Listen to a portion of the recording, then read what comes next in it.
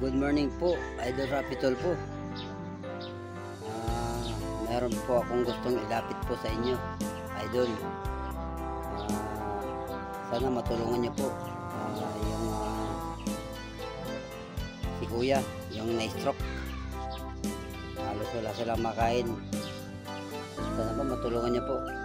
Ako lang ang ginawa ng Panginoon, mag-instrumento para i-vlog ko sila at para ilapit ko po sa inyo, Sir Idol. Alam mo kung gaano kabos sila kanyang puso. Nandito pa ako ngayon sa may Kayumito. Dito pa ako bablog. Sana po matulungan niyo po yung sila Kuya. Kanina po na-interview ko po sila sa bahay nila.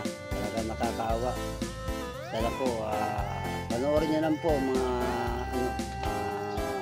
reporter, sila Madam Shari, Madam Idin, Madam Nudit.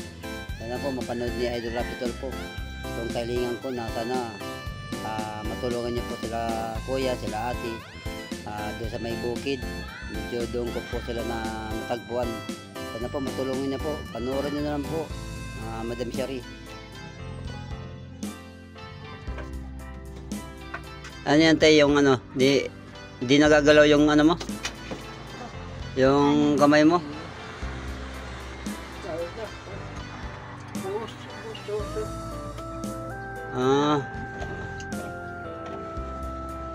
Ito pa yung asawa niya, mga idol.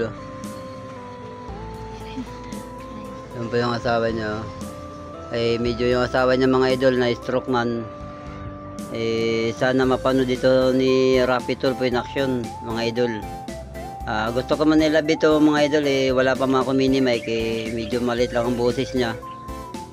Hindi ko siya ma-interview ng maayos, kaya binidyo ko lang muna ngayon. Sana mapanood dito ni Idol Rapitol po.